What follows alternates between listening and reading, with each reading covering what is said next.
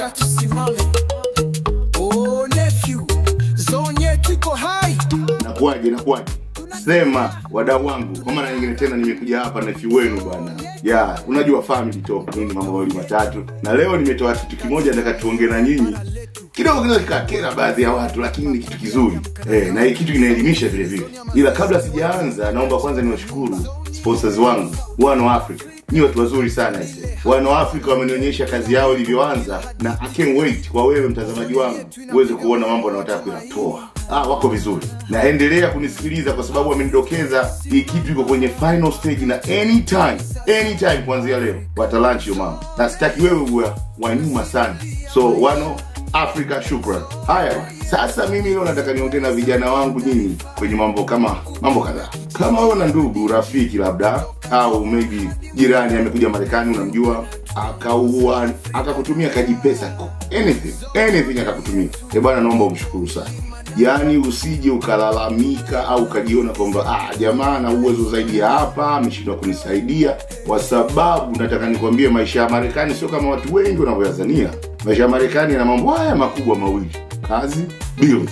Na asikutanie mtu, kazi ni kazi kweli na bills lazima zilipwe. Yaani unaweza kukaa mtaani na jirani yako msiwe mnajuana na ni kawaida amjuani kabisa. Na kitu cha kufanya ambacho ni kawaida, hata ukimuuliza mtu wa pembeni, bwana jirani yako huyu kila siku anakuja na kuondoka, mlishaenda kuongea? Ni kawaida sana ndio hata sijui jina lake, wala hata sijui anafanya kazi gani, hata sijui ameoa, I don't know. Ila naona gari yake au napishanaga. Na hicho kitendo sio kwamba watu wanafanya makusudi. Kuna Waafrika wengi sana, wageni wengi sana hapa wanafanya kazi zaidi ya moja ili kulipa bills. Na unalipa bills bwana, unaweza ukawa na lease ya miezi 12, ukamisi mwezi mmoja ukatolewa. Wewe una uwezo nakwambia ukakaa kwenye sehemu nyumba hata miaka 5 usimjue na ioni ni nani. Wewe una deal na papers, ni watu ni makaratasi, una sign, mambo yanaendelea. Na watu hapa hata kuonana ni kwa shida sana. Ile pesa mtu anaoipata anaitafuta ndugu yangu, anahangaika ndugu yangu. Sasa ukiona huyo mtu ameweza kukutumia chochote, mshukuru sana. Yaani usije ukadhania ukaona jamaa mbona amekuja kimya amekuja ajaje kutuona. Hizi hela watu wanazipangilia rafiki yangu. Na kitu kingine ambacho kwa watu wengi labda tumejisahau ni kwamba mtu anapoondoka Afrika unajua anakuwa mmoja. So anachapicha kwamba yeye yuko peke yake. Akisha kuja Marekani anaanza kupata familia. Sasa unajua na familia unapata na watoto wana majukumu. Na wewe bado nyumba inatakiwa iwe kubwa. Kwa hiyo watu wengi ni ngumu kukuza familia mbili, ni ngumu sana. Naomba kwa wale ambao wanazania watoto wao, ndugu zao, marafiki zao wasaidii, uifikirie kwa undani. Ni ngumu sana kutunza familia mbili. Na hii nchi ambayo tumekuja, unajua ukiwa na watoto, daycare hapa hamna bibi, hamna babu, hamna mashangazi kwa wengi wetu. Kwa hiyo unailipia.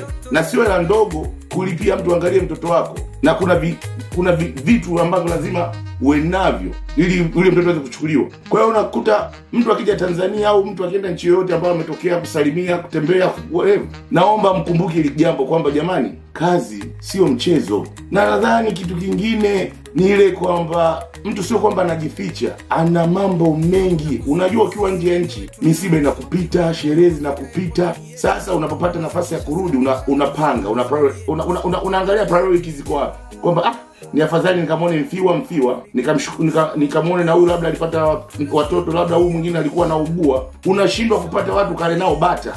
Hiki kitu kwa watu wengi sana nimeona wanakichukulia mchezo. Na kuna muda mimi najua watu wengi tu wanashindwa hata kupiga simu kwao kwa miezi, labda kwa mwezi anapigia babake au mamake au dada yake, kaka yake mara moja. Sio kwamba anapenda mchakato. Kuna michakato mingi ya kutafuta hela. Wapo ambao wako vizuri, lakini kwa wale ambao unadhania umeachwa, ndugu amekususa au jamaa amekupotezea, hapana.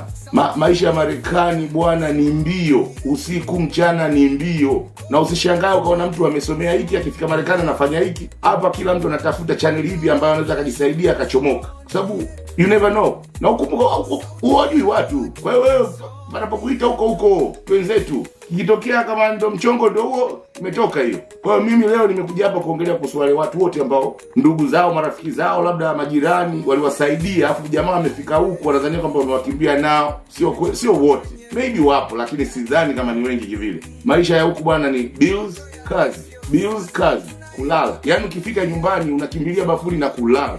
sometimes hata simu huwezi kuiangalia, umechoka. Hizi picha za mitandaoni watu wanakula bata, trust me, inatokea maybe 3 times in a year, maybe miaka mara 5 inatokea, lakini inatokea kama masaa 4-3 hivi, basi ngoma imekata hiyo kwa wengi though. Ila kuna wengine wamebahatika, wamepata kazi nzuri, wana uwezo nyumbani, ila ni yao. Kwa hiyo bwana, mimi leo nimeona nije kushare na nyinyi ndugu zangu bwana, msije mkaona wabongo au watu wengine wamewapotezea. Hamna, maisha magumu. Okay, mpaka tukutane tena, nitakuja hapa tena niwape kibwagizo kingine, segment nyingine, elimu nyingine. Kumbuka neno ni moja tu, tupendane. Kwa hiyo nephew wenu leo nawaachia kwa hapa bwana, pendaneni. Hey you go.